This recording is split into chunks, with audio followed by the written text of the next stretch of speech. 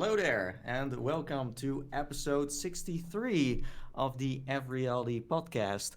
So, this is, as you may know, a weekly VR, AR, and MR talk show that is live streamed every Saturday on YouTube, Facebook, and Twitch. Yeah, you can tune in to the show live at 7 p.m. in Europe, 6 p.m. in the UK, and 12 midday in Central US. You can check out the show also as an audio version, which is available on iTunes, SoundCloud, and Anchor.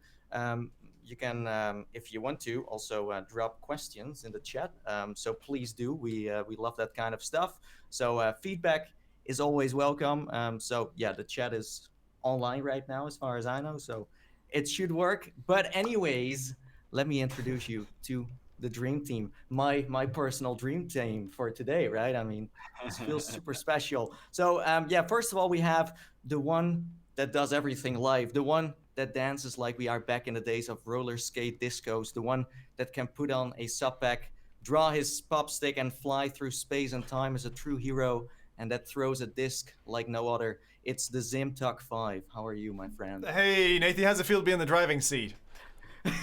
Very I'm extremely nervous for some reason, but it's great. I love challenges, guys. I love it. You've actually got the only legitimate racing seat I think in the house. So yes. You got the proper DX racer chair and all that for our audio listeners who don't see it. Yeah. And actually Epix does as well, who we'll be introducing in a minute. It's something like that. I don't. I have something from Star Trek or something. I don't know. It's this kind of space age chair. What do you have, Rowdy? I'm just standing. I'm just crouching. It does look like he's standing though, honestly. No, it's been a good week. I'm really looking forward to this episode, a special episode, given we have a little change at the moment. So that's good. Looking forward to this. Yeah, we'll soon get to that for sure. But I think Rowdy is hiding that he's just sitting on a cheap stool. But hey, whatever. You don't need to be ashamed of yourself. You need to start somewhere. But yes, next up we have the fastest YouTuber alive. His favorite word is repetitious, and his looks turn you yourself into a hypnotoad. He is the Tesla roadster of our time, faster than light, even faster than Zim with his pop stick. It's hard to imagine, I know. He's the hero that no one knew they needed. And when we all hide in our Fallout 76, 11, or 3, or whatever, he's the one that will push the meteors back to space. It's the Rowdy guy. Oh, man. I know, right? No. I'm the hero that everybody wants, but nobody needs, right? Yeah. No, I think you're right. Yeah. I'm good. It's been a very busy week for me. I've been doing an attempt at painting. Some rooms. Not very successful so far yet. Rooms? I thought you meant proper painting, like Picasso. Artistic. Come on, man. Yeah, exactly. that's like on the weekday, In the weekends, I paint rooms,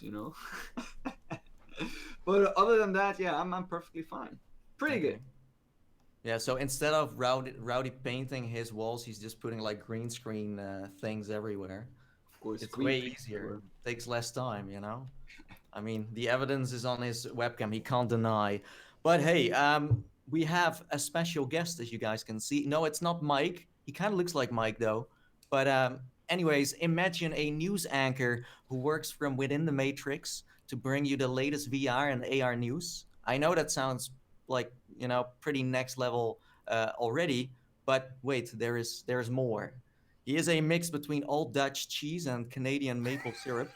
Today he will join our cult to discuss XR with us together, and he will be filling up that empty void that is also known as Mike. Welcome. Thank you, guys. Appreciate you having me.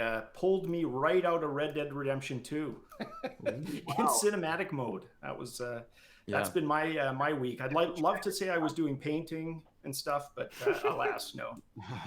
Yeah, we're soon gonna talk about Red Dead Redemption in VR, so that's going to be exciting. And then last, by no means least, surprise, me, Natey. And I'm going to be the temporary host of today because Mike is on a holiday together with his wife, celebrating their third anniversary. So please have some nice clap emojis in the chat. Thank you very much. just spam that stuff right there so he can see it. So yeah, I will be taking over today. I hope I'm going to be a good host to all of you. Luckily enough, Mike gave me a script, so I'm going to be some kind of living auto cue here. But I'm also going to try it the old school way. So yeah, it's gonna be great. It's gonna be an absolute blast. So yeah, the main topics of today are the Steam VR headset. Once again, lots of juicy rumors have been spread around like peanut butter jelly since the leak of last week. We are going to talk about the latest rumors, the facts, and much more. Then we have virtual desktop on the Oculus Go. Expert Zim will be talking about this experience. And yeah, apparently you can now use it with a standalone VR headset. Woo! Boom. And then we have Wreck-It Ralph Breaks VR or the internet, whatever.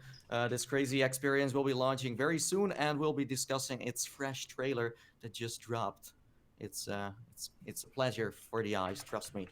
And then we have Sony not coming to E3. This week, Sony announced that they will not be attending to E3 next year. So no press conference. Yeah, I know, sucks. I mean, it's one of the best like press conferences in my opinion. But they are maybe, just maybe, cooking up a possible PlayStation 5 and a PlayStation VR 2.0. Ooh, yes, the rumors have it. So first up, let's find out what everyone has been up to this week. So yeah, we're gonna do some highlights, and I'm going to shoot out with our guest. And he already kind of like revealed what he's doing, but of course you want to hear some more, juicy stuff about that. So go ahead. Yeah, and the rest of it was actually finishing a VR arcade. So I've got a gaming lounge that I rent out. I've got that all set up for virtual reality, console gaming, all the minis lined up, SNES Mini, NES Mini, Commodore 64 Mini. But honestly, mostly, and you can check via my video releases lately, not much. It's been Red Dead Redemption 2 on PlayStation via the PlayStation VR cinematic mode. Oh, you've played actually in VR then, in PlayStation VR. I finished the entire game in cinematic mode. Hey, good man. Whoa. That must be a heck of an experience, though. Like it was absolutely awesome. Nice. No, see that like dovetails right into some of the stuff we're going to talk about later. So I actually think that mode, it's funny because I tend to try to get away from those modes. Like, Steam VR does the kind of desktop launch and you're like, no, I want to do it in proper VR or in proper 2D. Like, I don't want anything in the middle. But I've heard of people doing just that and actually enjoying it. And the resolution of the PSVR is just fine for it. But you did this connected just straight, so just native. Yeah, so I got the idea. Right? There was a guy who did this with Shadow of the Colossus. And like you, I've couldn't have been bothered in the past doing that, but I read this guy's article on playing Shadow of the Colossus that way, and figured, what, that might work in Red Dead Redemption with the first person mode, and there's somebody else who's actually done that online as well, and it works well. Being mostly a PC gamer with the aim assist, I wanted it a bit more challenging, and absolutely with first person it does that, but you got to do it in first person. That's the key. Yeah. But it's funny though that Red Dead Redemption right now is a exclusive on console, right? Right. But next year it will come to PC as well. And as you guys may know, GTA 5 worked with a mod that allowed you to have like positional tracking, like a room scale area, and you had even like controller support, so you could just shoot with bazookas and things like that, and chase the police, peek out of a window and shoot everyone, stuff like that. I mean, that's your casual GTA stuff you're doing, as far as I know. But let's say Red Dead comes out, number 2, on PC, there might be a possibility this works. If it's the same, absolutely, kind of like moddable. Wouldn't it make sense in a way that Rockstar would make it easier for those kind of mods? Because I mean, they've had some experience with like LA Noire and like some other things as well that, maybe they make it easier for people to make it moddable. Because with GTA there was still like a lot of issues, because the camera, they changed it when they introduced already the first person mode. But since there's already a first person mode in Red Dead Redemption, do you think it maybe is easier to like get these kind of mods in there? Yeah, I think so. I think it could be done. It actually worked fairly decently. I actually got better results with the mod GTA 5 than a lot of Vorpex games. So I thought it worked. I thought it worked pretty well. Yeah, so if you want to play Red Dead Redemption in VR, kinda, then you can if you want. Yeah, let's move on to the Tesla Roadster. Tell us more about what you have been doing this week. Yeah, I've actually played quite a few titles this week. I've played some more Land of Amara. I have gone back into like some older titles as well. But the one that I actually really want to highlight is the video that I'm actually releasing today. There was a game that is called Vengeful Rites. I don't know if any of you have already tried this, but holy heck, that's a big game. There's a lot of stuff that you can do in that game. Well, for those who don't know what it is, it's basically like a Zelda-inspired first-person style of game. It's very RPG-like. Yeah? There's like a lot of RPG elements in it. But there's also other things like mining. You can go into certain like mines. You can like stop mining ore. You get gold from that. With that gold, you can buy new items, that kind of stuff. They have magic, a very interesting magic system which works with the movements of your hands to like cast certain signs, and by casting those signs, you can like make certain different schools of magic. They have also just general, destruction magic and restoration magic. They have that as well. They have archery, really nice archery system with a really nice pullback. There is a physical blocking with the sword, so you can like the goblins that are attacking you. They have different swings and different styles that they attack you. So you need to block them, and then you can attack them as well. So it's a very interesting title. The story is maybe a little bit less deep. I wasn't really like getting that deep into the story, but the mechanics, the game mechanics are really interesting. And I've played it for I think roughly like an hour. Like I played a little bit more than an hour, I think, but I've been through so many stages. It's like I can do this as well. You can climb walls, you can climb trees. So there's a lot of mechanics that are like all being blended into this one game. Wow, a lot of scope. Yeah, really polished. It's Vengeful Rites. Is this an early access title? Are they still working on this? Because it sounds like everything, so that must be then an early access. Yeah, they're still working on it. I can actually check on Steam as well to see if there's already a release date allowed. It's quite old though, isn't this one? I remember hearing about this one from like a year and a half ago. I mean, it's not like this is a new title. No, not at all. Yeah, not at all. I didn't hear positive things about it, so I'm really interested in your kind of recommendation here, Rowdy. So you liked it. It was story light, but all the VR elements you thought were solid? Mm-hmm. There is a story that I don't know how far the story goes. I mean, I've played for roughly an hour, and I've really been like more testing mechanics and like getting really involved into the story. And I know I'm always badgering on about games need to have a storyline. I know it does have a storyline, but it's maybe not as deep as one would expect or would want. Yeah. But the game mechanics feel like really polished. Like I really enjoyed that actually. So you said the archery was good? I liked it. Yeah, I liked it a lot. You had to like pull the arrows from your back. You had to like notch them into the arrow, the bow, and then pull back. And the aiming was actually pretty good as well. So. Yeah. Okay, so this one is available on Steam right now. It is available on Steam in early access. On Oculus Rift, Vive, and MR headsets, or.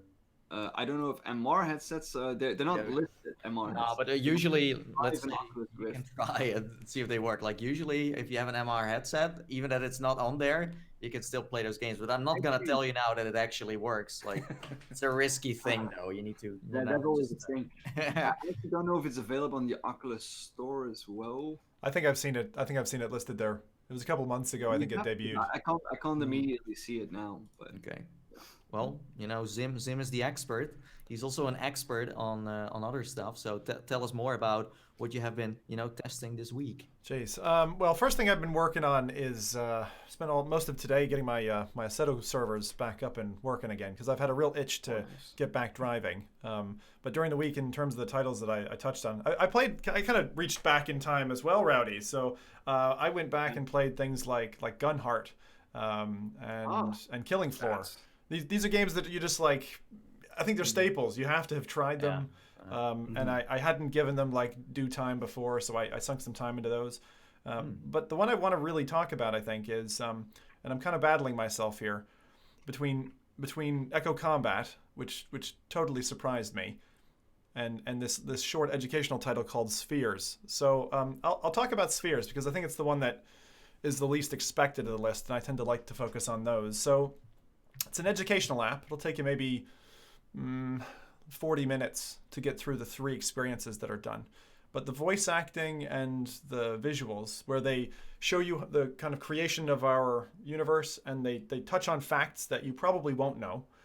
Then there's one on black holes, and then there's one on kind of our planet, which culminates in a very surprise ending, which I will not give away. This is a paid-for title. I think it's about a tenner in US dollars, and I would definitely say it's a must-play. The thing that really stood out to me was not many titles get tactile experiences done incredibly well.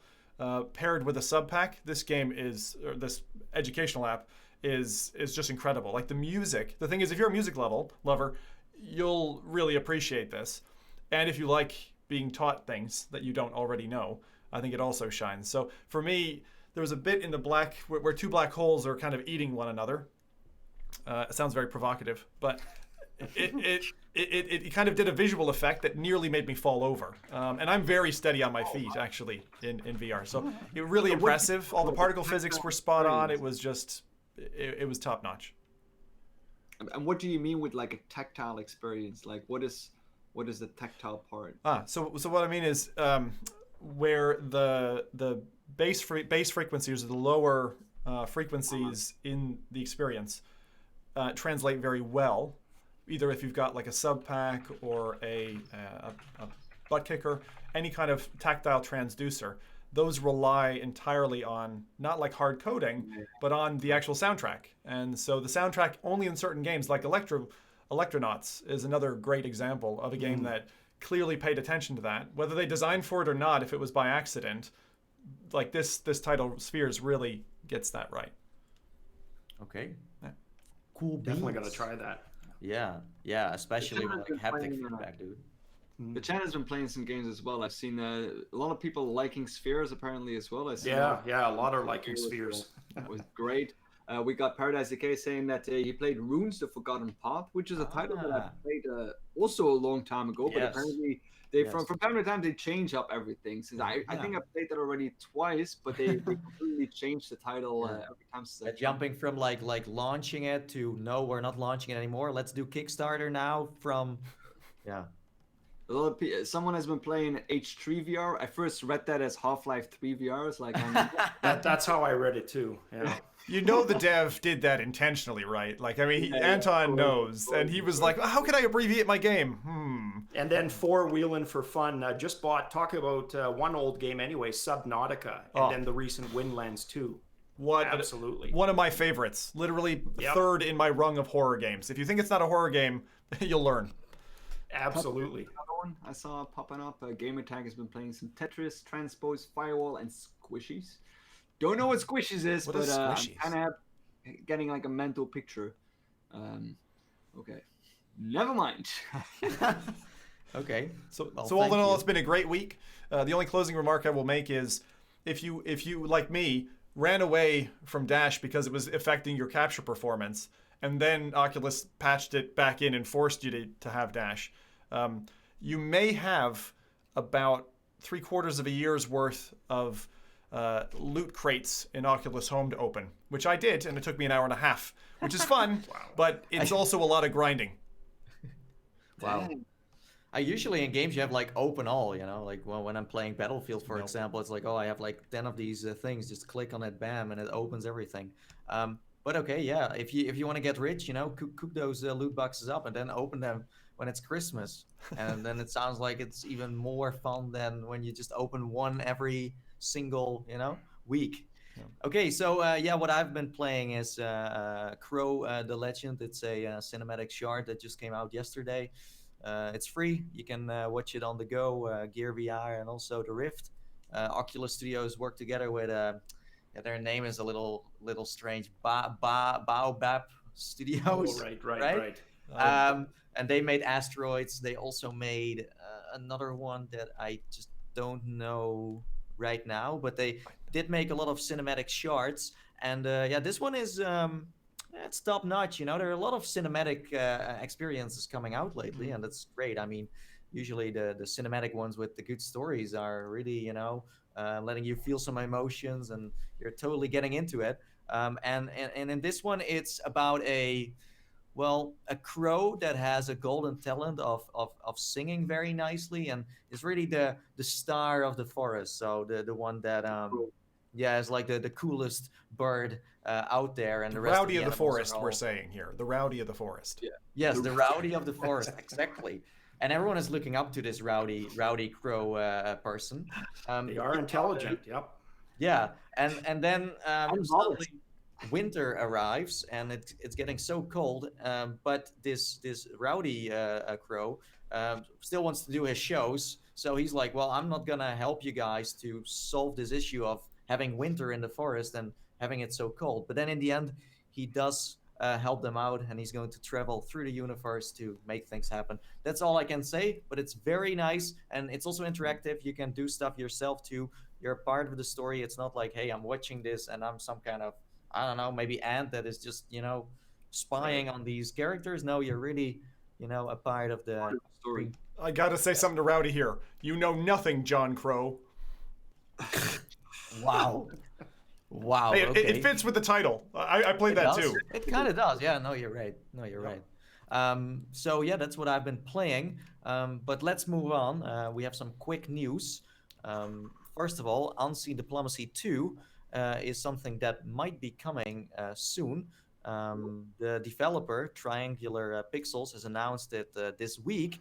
And they said that there is no release window yet, but they did say that they learned a lot from their previous title on PlayStation VR, smash hit Plunder, and will use that experience to make a worthy sequel. And for the people that don't know, Unseen Diplomacy, the first one is a like room scale monster. It wants you to crawl through fence. It wants you to, go all over the place, and it's like a crazy maze that constantly changes around you. It's super epic. It's like if you took all the robots out of... Oh god, the name's just gone out of my head. What's the one with the knives? Yeah, budget cuts. Budget cuts. If you took all the robots out of budget cuts, it's very much like that. Yes. And it was actually the first ever game that I would say got totally immersed to the point of when I took the headset off after like 10 minutes doing that, it was weird. It was like, oh my god, I'm not actually where I thought I was. It's quite immersive, and I would say you do need a large space for it. Yes. But I played that on a show floor. Budget cuts. What is left of the game? What? Budget cuts? If you take the robots out of budget cuts, what is left of the game? Stanley Parable. Yeah, okay, but I mean... No, but let's say you take the knives away, but then you put like traps in there and lasers and things you need to constantly evade. It's like a very physical game. And I said it before, like this could be a great title for the Quest as well, because I don't think many people have this recommended play space. So yeah, so that's Unseen Diplomacy 2. Then we have the YouTube VR app. This has been a silent launch for some reason. I don't know why. It's pretty big in my opinion. But it's finally here. The YouTube VR app can now be downloaded on the Oculus Go. So if you want to, you can jump into your favorite creator's channel and watch their videos in 3D, 180, and 360. And it even has a multiplayer feature that allows you to watch videos together. So That's cool. it's nice. Yeah, because first you were on the go and you could only go to Facebook video, but Facebook video is a total different culture of videos than what you have on YouTube. So you kind of want to have them both. Usually Facebook is more about the funny cat videos and short ones, YouTube is more about the longer videos.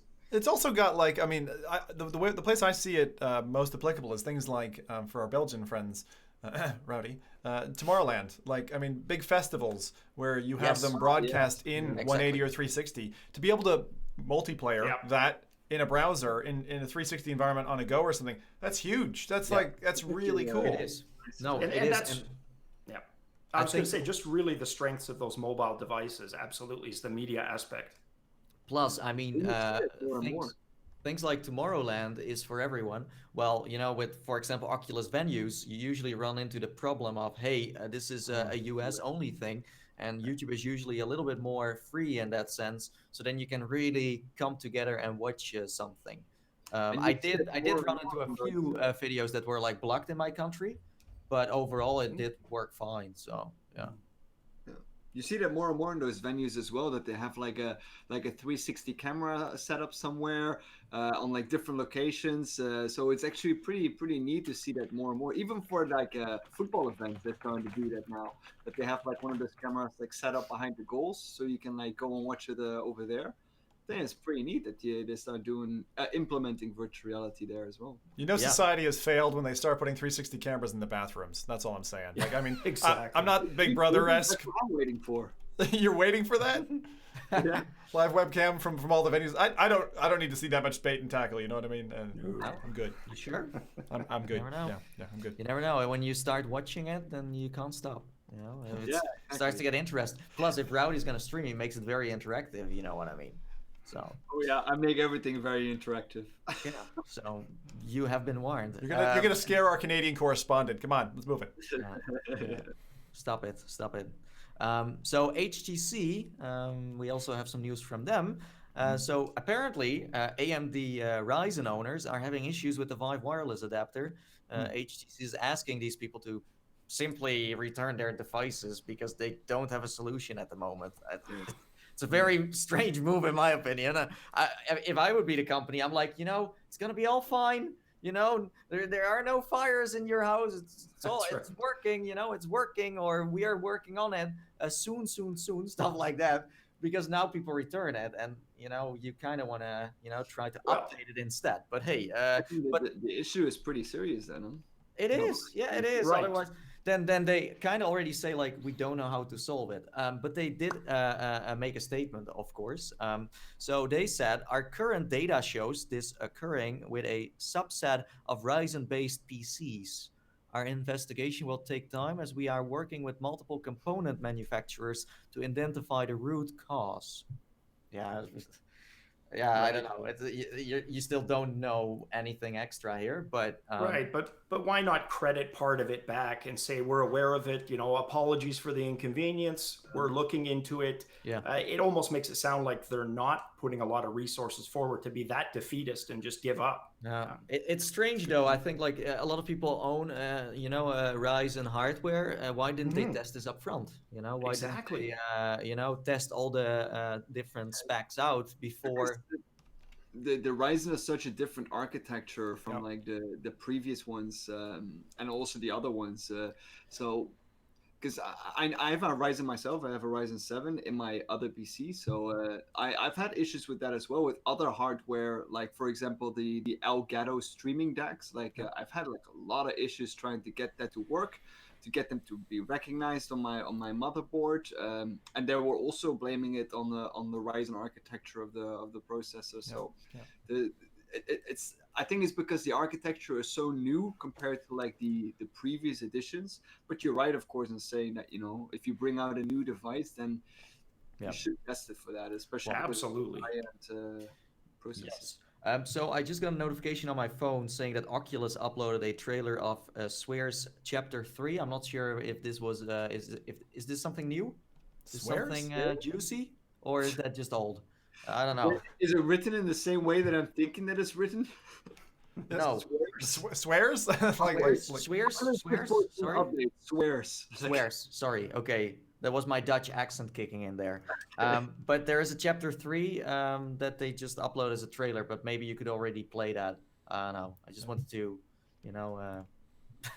maybe it was like a juicy new thing, but apparently it's not. Okay. Yeah. Well, you never know. Could be. So next up, we have Black Friday sales. Doom VFR went from $30 to $15. That's not bad at all. Nice price. Skyrim VR went from $60 to $30. So Zim, you might want to buy it again. I very well might. You can never have enough Skyrim copies. Let's be honest here, dude. I think it's a natural thing for Skyrim owners to buy multiple copies of the game, isn't it? Absolutely. Yes. It's crazy that it's still $30. How old is the game now? 2011, right? Yeah, it's so old. So old. Almost a decade, and the engine is a decade old. Yeah. But how long has it been released on PlayStation now? Maybe a year. Yeah, a year and a bit. Yeah, A year and a half, I'd say, Almost since a year. I bought it on release. So. Yeah. Yeah, Oh no, it that was one November. is, It was is here. up for sale for the people that don't own Skyrim yet. I mean, after so many sales, you must have it somewhere on the attic, and you don't even know anymore. Creed: Rise to Glory went from $30 to $15, and that one is fun because there's also a multiplayer feature in there, so you can box against your friends. It's got to be And that's promotional pricing because that's just out the gates. Like that's only 2 months out, right? yeah, Right. yeah. True. It's But you still- do know that with VR, usually the first week or the first 2 weeks, it's like booming, and then it rapidly goes down. So it does kind of make sense that they do it. Then we have Firewall 0 Hour. That one went from $40 to $20. Oof. If you, if you want to jump into a tactical shooter, then this is Amazing. the one. And for they've got a second DLC that's landing, I think, in a couple of days.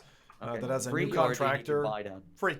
Yeah, free. Free. So, Wow, okay. so they've actually, Thank you. since launch, which was only, 3-4 months ago, they've actually hit it with now 2 DLC packs that were free. So, new We should, skins and we things should for you to thank, achieve. We should also Uncle Frank. getting But no levels yet. I'm like, as a Firewall player, and I'm huge into Firewall. Love it. It's so good. You have to try it if you haven't. And if you've got an aim controller, it's a must buy. Absolutely. The aim is key. Yeah.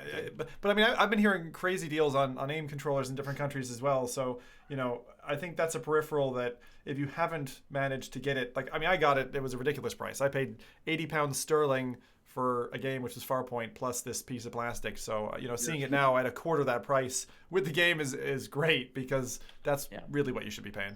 Right. It's just that we need more games that support this gun because it's still a very limited amount of But thank you for the free DLC, Uncle Frank. Our friend PSVR Frank. He's like behind all of this, I guess. Yeah. Who knows? Then we have Torn. This one went from $30 to $21. We have Star Trek that went from $40 to $12. That's super cheap. It's extremely cheap. Astrobot Rescue Mission is $20. I don't know what price Holy- it went from, but Wow. Damn it! I bought that a week ago for Yeah. full price. Not yeah, shoot. well, that's what happens, when you buy something before Black Friday. Didn't You think about knew, it. but you couldn't resist. Couldn't resist. Resident Evil 7 is $20. So, Mike, if you're watching, there's no reason for you to not do it.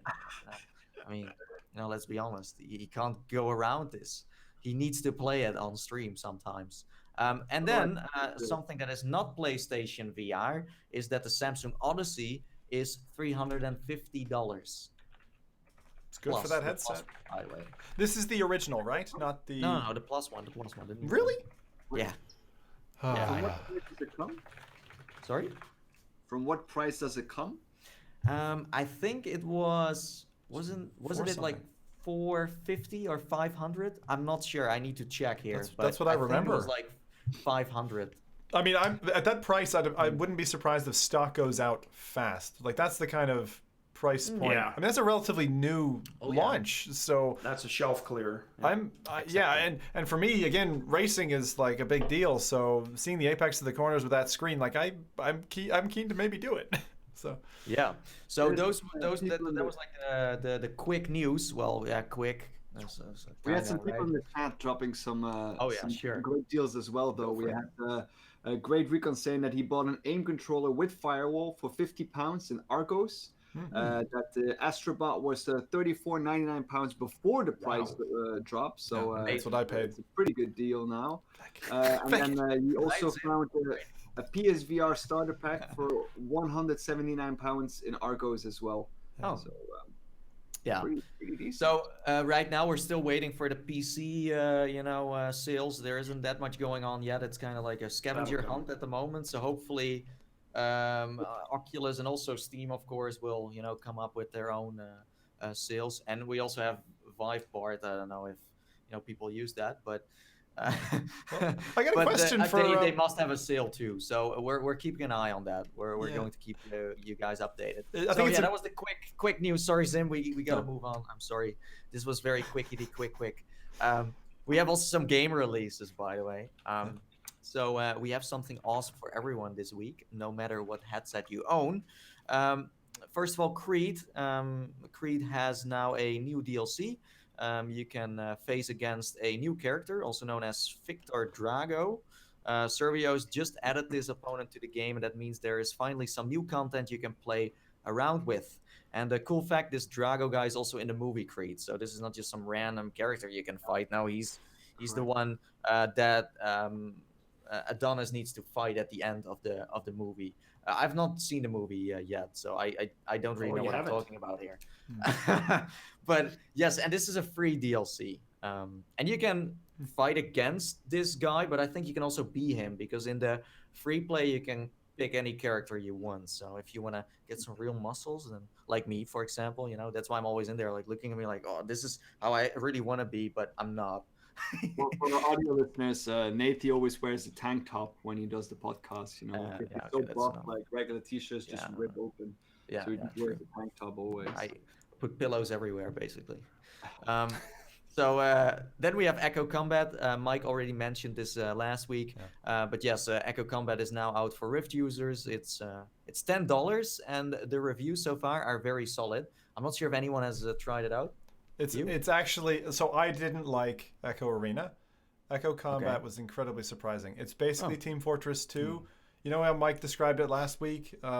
Team Fortress 2, where you have that cart that goes along, except for it's a giant pink flamingo in VR. Oh, and you have to get in the inner tube flamingo. It's like ridiculous, and the level design is brilliant, and you have this little gun, and you have a whole bunch of different modes, and you play 4v4. It's really well thought out.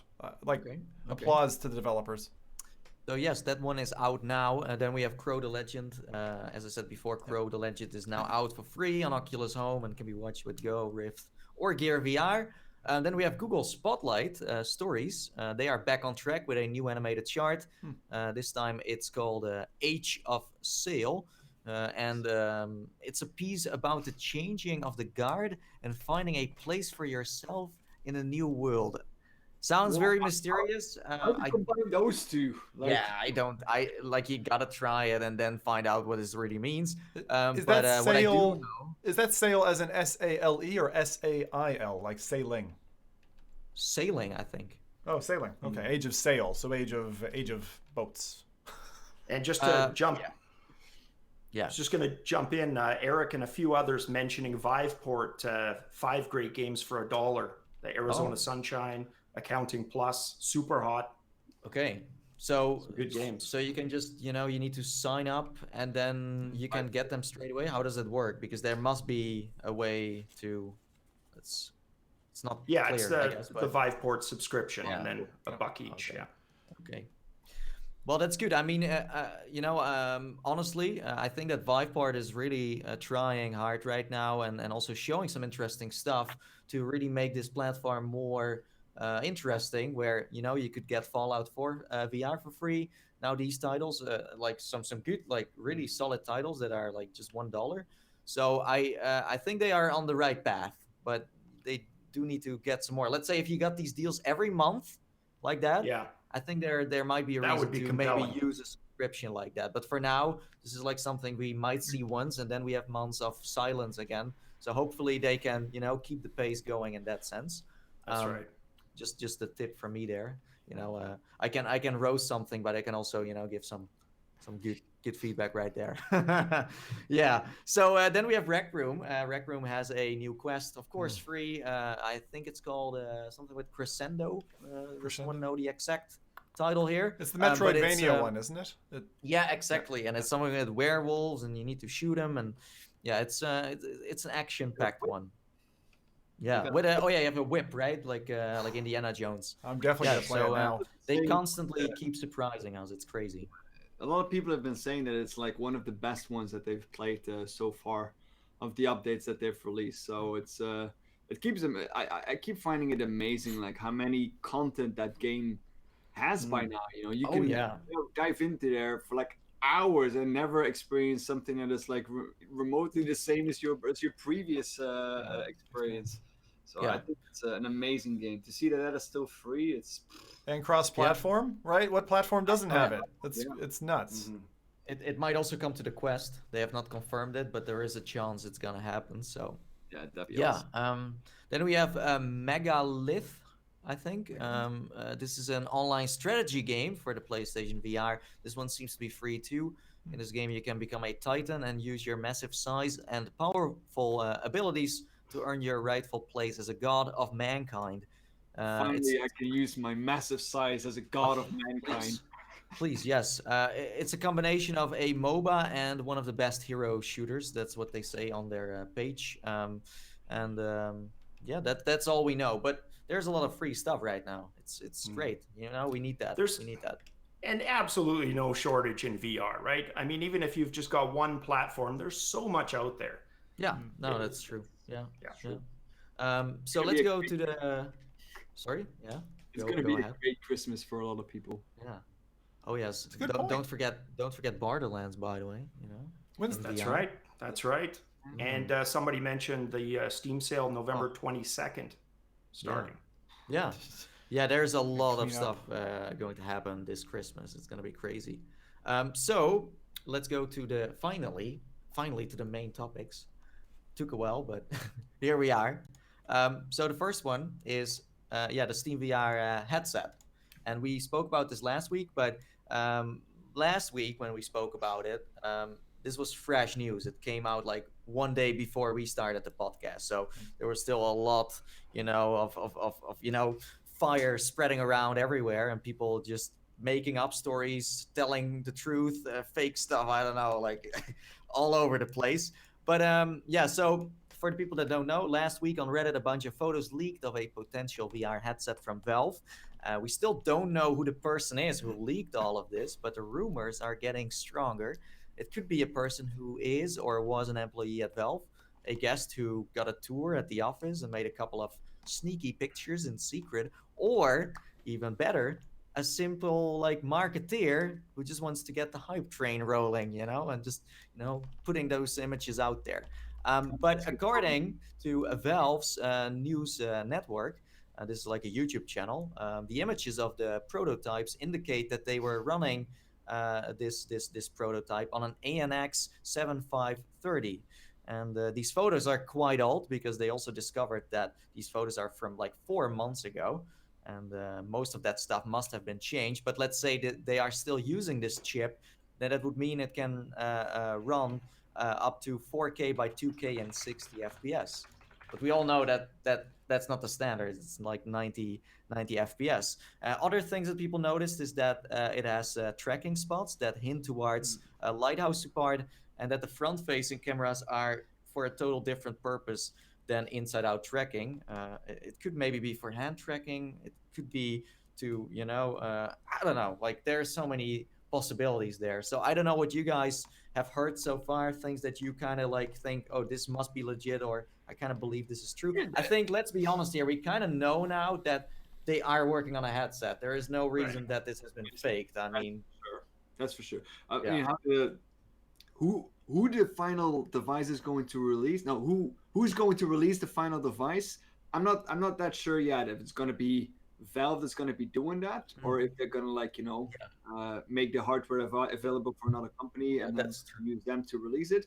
It could be Valve though. Don't get me wrong. Valve has experience in releasing hardware, like I said previously as well. They have the Steam Link, they have the Steam controller, but for a virtual reality headset, I'm not that sure yet. In terms of the leak, I do think it's deliberate though. I mean, the pictures are a little bit like too perfect. I think also with the Valve logo that is just on the right place. I am leaning towards like that it's like a deliberate leak on like it comes at a very smart time as well, with the Christmas sales, the Quest that is coming. I'm still leaning towards like a deliberate move of like, keeping their foot in the doorway, So you're saying that it might be Valve themselves kind of, throwing this out there, and they know, like they know how their audience reacts to these kind of things. They can have free marketing based on a hype that people just create themselves. They've been doing it with Half-Life 3 for God knows how long, Yeah, that's exactly. They've been hiding Half-Life 3 stuff that didn't mean anything in games for like, ages. Or in Zim's case, Left 4 Dead 3, they keep him busy with that too. But what I told Zim is like, it could be that they had the Vive, they made the Vive, they came up with the idea of the Vive, that they were like, we're just going to sell this. HTC was the lucky one to get it, and they were maybe like, let's just see how they do, let's learn from that, and just, you know, it was the first consumer headset, so you have no idea where you're jumping into. So maybe they were like, you know, we're just gonna wait, see what happens, and when the moment is there, we're just gonna sell it ourselves. Yeah, I don't know. The way I see it is just sheer contingency, because I think, you know, when they first launched, it was so unstable. HTC looked like it was about to evaporate as a company, and I think that at that time they probably would have gone, all right, let's fork. here's some of our funds for VR, and let's go do a secret project and actually build the hardware for ourselves. That is what I would have chosen, you know, if I was on the board at Valve. And come on, Gabe Newell, to underestimate the man. I mean, look, PlayStation, Microsoft with their Xbox, they wanted digital distribution for this current gen. Did it work out? Not really. They've got it. Gabe Newell somehow over the last 10 years managed to get PC gamers, some of the most conservative gamers, to adopt digital distribution without even realizing they were adopting it. Here we are, and Steam is the digital distribution channel. And he did that without any of us, basically snowed us all over the course of 10 years. So if you're asking me, I think absolutely deliberate leak. And somebody mentioned the resolution of those photos being PCB resolution. I think it's actually on that the Valve Network channel. They mentioned that. These are high resolution images. They've had a stake in the software side, and we've seen HTC also want a stake in the software side. And I think this is just Valve wanting a stake in the hardware side of things. A little bit of what you guys said, watching HTC do it, learning from a lot of those mistakes, and now coming out with a bevy of games. I do believe there's going to be a few surprises along with what we know released with this, but absolutely do not underestimate Gabe. So do you think that Valve will be the one releasing this headset? I do. Because that would be an interesting position, because we all know that Oculus is in that kind of realm already. You know, they have the Oculus Store, they manage both the software side and they manage the hardware side. While Valve, at this point, it manages the software side, you know, with Steam VR and like the Steam Store and the games that are being released there. But it has not really, I mean, of course, in part, like the hardware is like Valve developed, but Knuckles, tracking. It's still HTC that is doing the manufacturing. So look, they purchased a facility for fabrication. They've also geared up their website this last year. There were articles going back February, March, April, May, where Valve has really kind of changed the focus to be more VR, and they've been hiring hardware people by the dozens, a lot of hardware people in a lot of diverse areas that have to do with HMD fabrication. So interesting. I didn't know that. Actually, I've looked at their jobs as well. The only thing that this raises in my mind, and for our audio engineer listeners, I wonder if anyone has spectral analyzed the photos, because for those of you who know about leaks and things like that, sometimes what you get in these photos is there's actually, as part of a header to the image, you actually have an audio file essentially embedded in the image itself. It's a trick that's used in some sci-fi films. It's used by artists when they're releasing a new album. But if it was what you're saying in terms of the quality of the image, it's possible that there's a hidden Easter egg in there, because Valve like their Easter eggs. Okay. Oh, like that they intentionally put an audio file in there. It's like, yeah, and then you hear Gabe Newell saying like, it's a trap. Yeah, or something, or the G-Man talking, or you don't know what it's going to be, but they can be really exciting. So I hope someone has spectral analyzed it. I know what it is. It's going to be like some kind of garbo. You need to reverse it, and then it says Half-Life 3.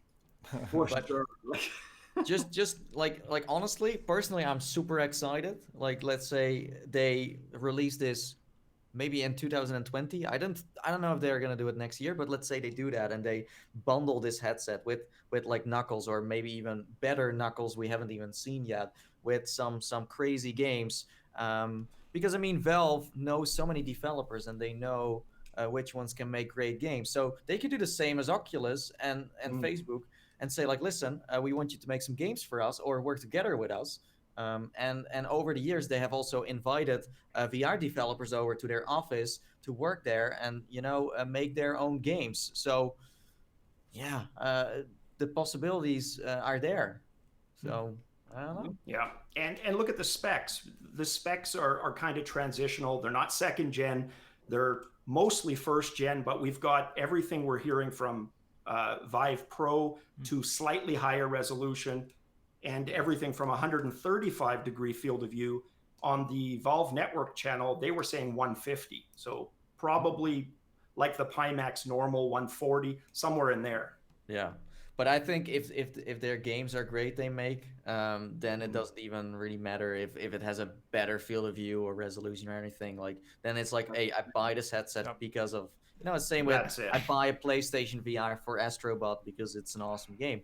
And that's the same with that Valve headset. But the moment they stamp that Valve headset on there and they put it on the store and they put it on the front and they bundle it with some crazy ass, indie titles and maybe some IPs they already had as an experience, not as a full game. Sorry for the people that think Half-Life 3 or something. I think it's just going to be an experience that is maybe based on Half-Life 2 or maybe on 3, and that hints towards a different universe than 3, what people have been speculating about.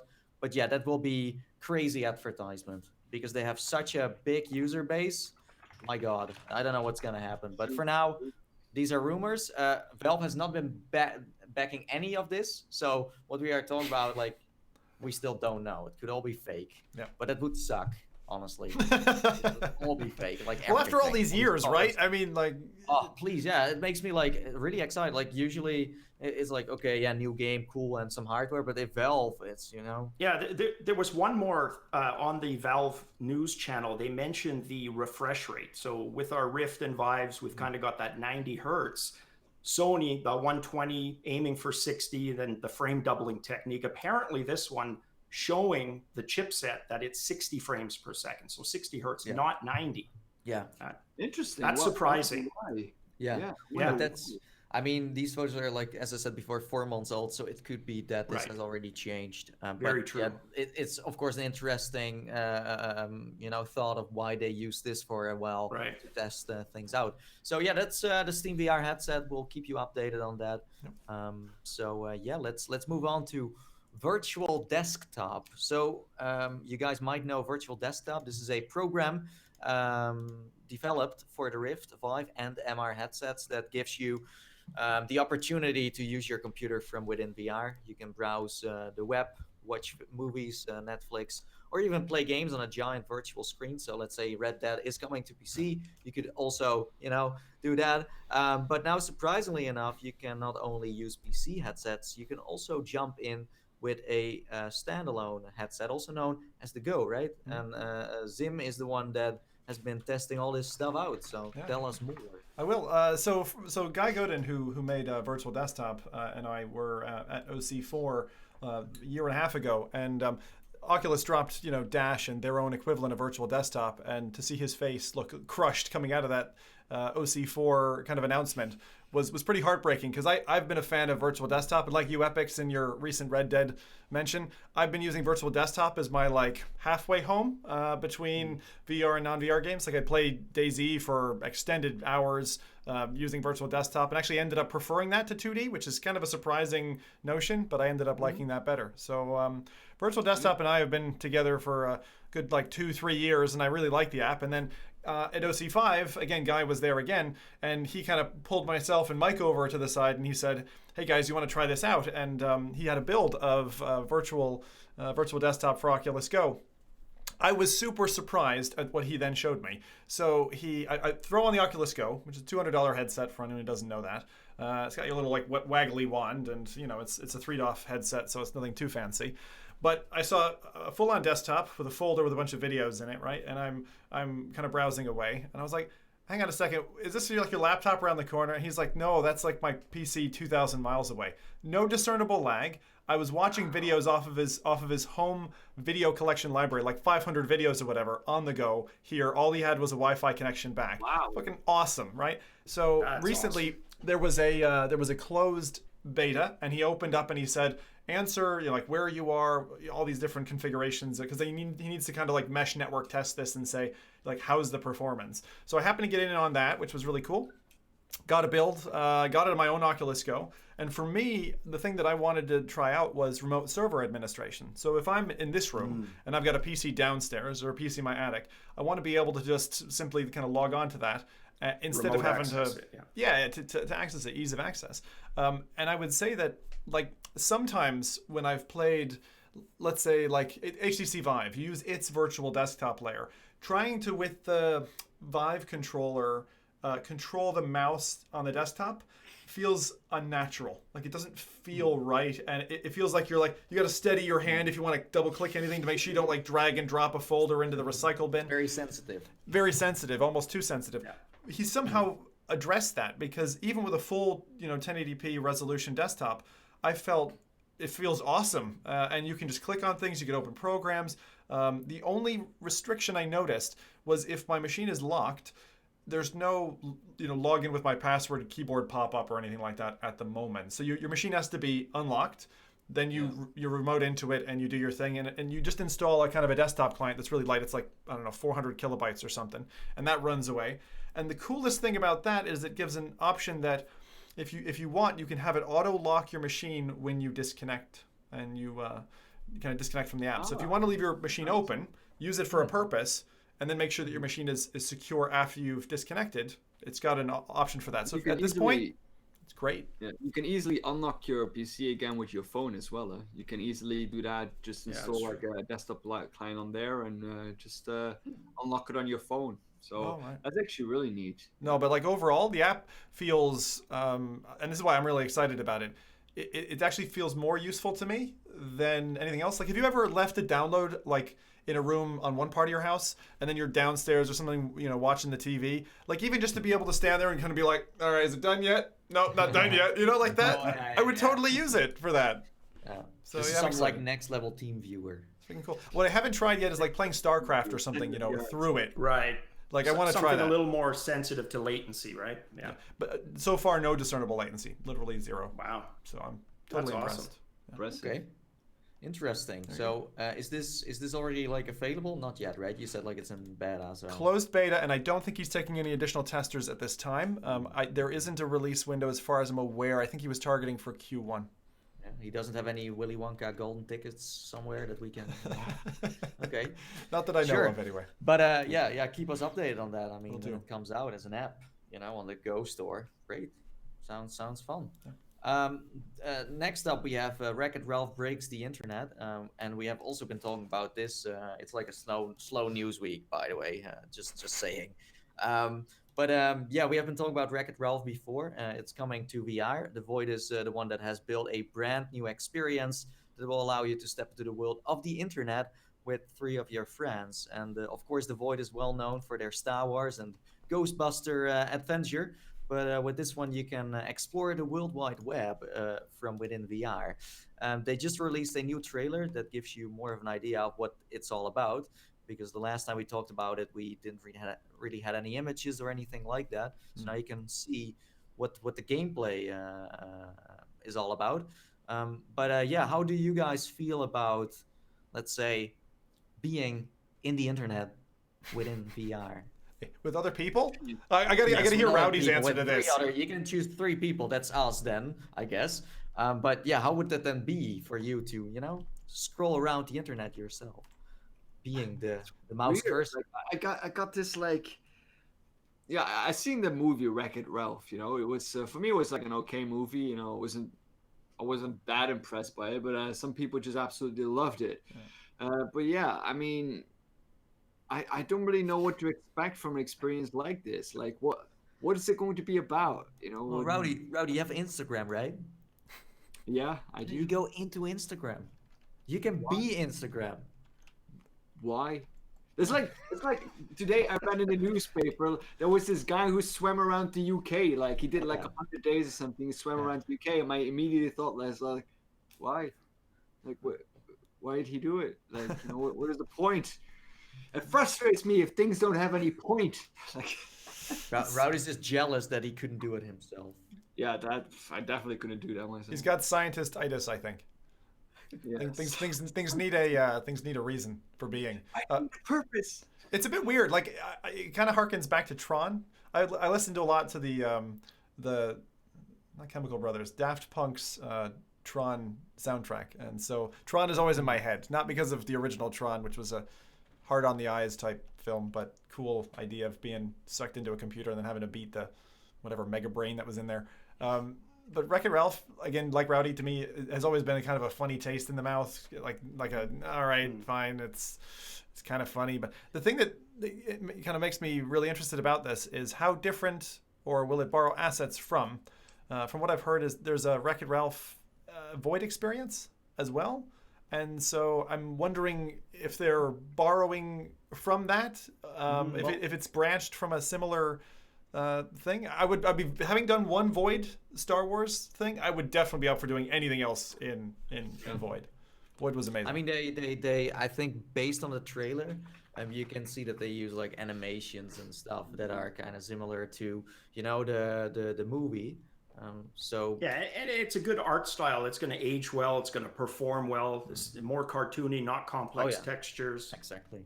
Yeah, that's I true. I have a feeling that's like just like a collection of like mini games or something. Yeah, you're right. You're right. That's kind of where it's hinting towards. That's the sense I got too. It sounds like we're all really excited about this. Yeah, they really want they want, with this mini games, I think they want people to kind of have that idea of like, hey, I succeeded in something, I finished another mini game, I did this, and you know, it's the same with the Star Wars one. You can't fail the Star Wars one, right? Because then people would be stuck in this maze and they have to like, you know, pick them out there, like, what are you doing here? You know, if you like this movie or not, I think that this movie for the younger kids out there is really learning them more about, hey, what video games did we have in the past? What did we have in the future based on the first movie? So it's really nice to, you know, see all these old characters in there and kind of, you know, introduce them. So. Look at Blasters of the Universe. They took that whole, you know, 1980s, 90s arcade culture, right? Yeah. And then kind of put you in the Galaga or the Space Invaders. Yeah. And they ratcheted it up a notch. It felt more than just Galaga in VR. Yeah. So because I think if you ask kids who like Qbert is, they're like, yeah, I don't freaking know. Exactly. Now they know because they watched the movie. Right. So yeah, so this Wreck-It Ralph breaks the internet. Yeah, sorry, Zim. No, I was gonna say I'm just surprised you know what Qbert is. I barely know what Qbert is. You know what I mean? I'm actually impressed, Nady. Yeah, I'm impressed. Since I'm the old guy here. Yeah, but I didn't learn it from the movie, but I did learn more from the movie about this game in a way, where it's like, oh, okay, now I get it. So you can play Qbert, by the way, in new retro arcade in VR. So I used to play it in Pizza Hut in the Caribbean alongside a Mortal Kombat cabinet. Like those were the two options. It was like Qbert and Mortal Kombat. Anyway, Qbert's there is a good game. I'm gonna look it up. There's actually a good mobile game. Goaty Go Mountain? Goat Mountain? Goat. It's actually really good in VR. Try it if you haven't. I think that one is also free. Something, yeah. It is free, yeah. They're smart about it in terms of how they build ads into the whole thing. But it's actually quite an addictive experience. If you don't know what Qbert is, go into some kind of goat simulator in VR. That's it. Exactly. That's their homework. We have one more topic, and that's Sony not being at E3 this next year for 2019. As you may know, for many years, Sony, Ubisoft, Electronic Arts, Bethesda, Microsoft, and many others are saving up their big game or hardware reveals for the E3. This is one of the biggest events of the year, where press and gamers come together to celebrate the next step for gaming. And usually every company does their own press conference where they announce hardware and software for the fans. But this year, Sony announced that they will not be present. And that's a surprise since they have been doing this for years. Like I feel like they have never really missed one. So rumors go that they are planning a big reveal in 2020. And I mean, it's no secret that there needs to be a new PlayStation soon. A PlayStation 5, or I don't think they're gonna call it PlayStation 5. It's gonna be like, hey guys, PlayStation 1, here we go again, you know, God, or I don't know. It's gonna be some kind of strange title that makes you a little bit confused. And with that, there might be also a new PlayStation VR coming. So I don't know what you guys think about these rumors, but yeah. First and foremost, I think it's much worse for E3 than it is for Sony. Yeah, that's true. I have to say, like the past couple of years, Sony at E3, PlayStation at E3, for me, it won like the conference every single time. But now PlayStation is not going to be there, I'm actually a little bit less excited about E3 because most of the best titles usually come from PlayStation. Yeah. So from PlayStation's perspective, it makes much more sense to be having maybe their own conference or having their own announcement where they control every aspect, and where they can build a lot more hype around without hyping someone else's possible titles. So I think that PlayStation has just become like so big that they don't need something like E3 to announce anything new, being or Microsoft headsets, new PlayStation or games. The other side of this is you can totally expect that software developers who are releasing content on Sony's platforms will still be unveiling at E3. So it's not as if Sony being out of the picture means we get zero PlayStation coverage. But I mean the keynote, the thing that everyone likes to watch. I think you nailed it, Rowdy. I think it's for them. It's about controlling the narrative. They want to control the story. Look at streaming. There's Netflix, and everybody else wants their own. You've got CBS doing their streaming digital service, Hulu, and everybody wants to control the distribution channel of the information. And I think that's really, we've seen it with Electronic Arts pulling back, Microsoft pulling back on these conferences, doing their own thing. I think you nailed it. That's essentially what they want to do. They just want to control the narrative. Yeah. Wow. Yeah, it's going to be an empty void next to the Microsoft booth where there's no, Well, the thing is, they will not be there. So we will also see an interesting shift there of what, others then, because they kind of have like free play at that very moment to kind of do their own thing. Usually PlayStation is like stealing a part of the show. But it's gonna be, it kind of sucks in a way because E3 is not only like, hey, we're getting new games, but also part of the entertainment. People watch these shows at night and they want to watch everything. It's from like, hey, Microsoft and now PlayStation, now this one, and how's everyone, doing? But you can turn it around now as well because now we can watch E3. We're still gonna watch it all together probably, and then afterwards, when the PlayStation event goes, we can do it again. So we can actually watch two events now all together. So you think they are going to have their own event in a way? Oh yeah.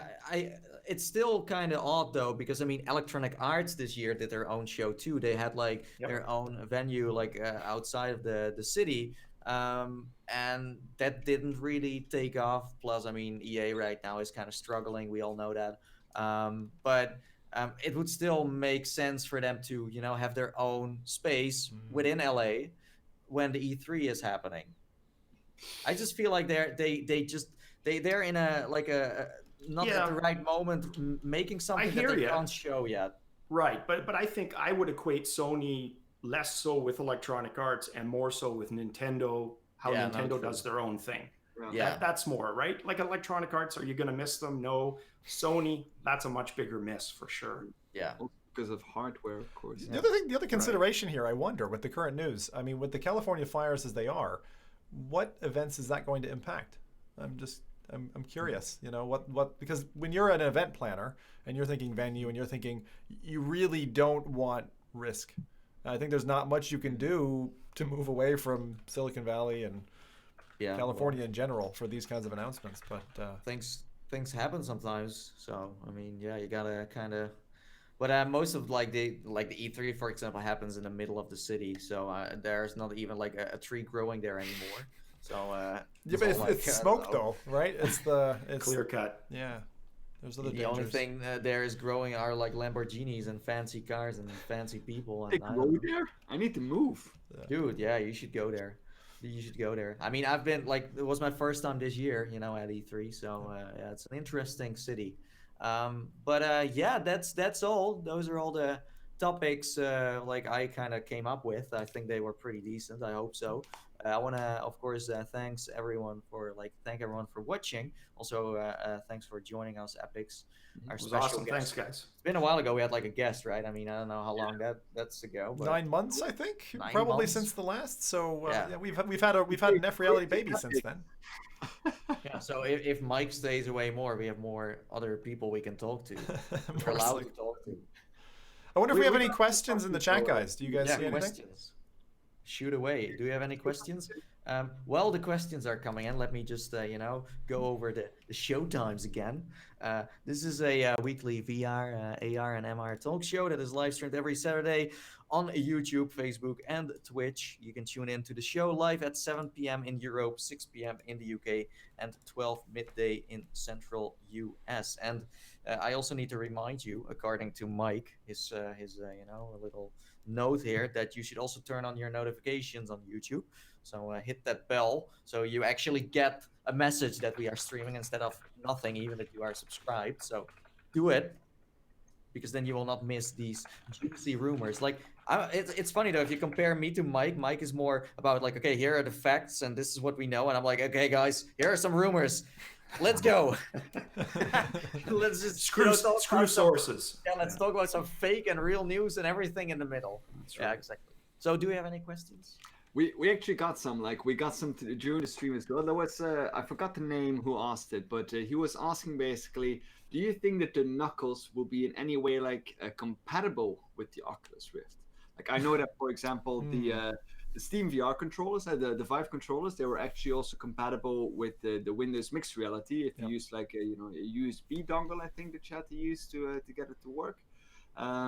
So there's some people apparently worrying that they might not get those sweet juicy Knuckles because they chose to go for the Rift, which is a good choice. The touch controls are great, of course, but I mean, everyone is getting a bit excited by those Steam Knuckle controllers. So, has anyone ever tried that, to combine, like, for example, your Lighthouse trackers with the Oculus Rift trackers? Is that in any way?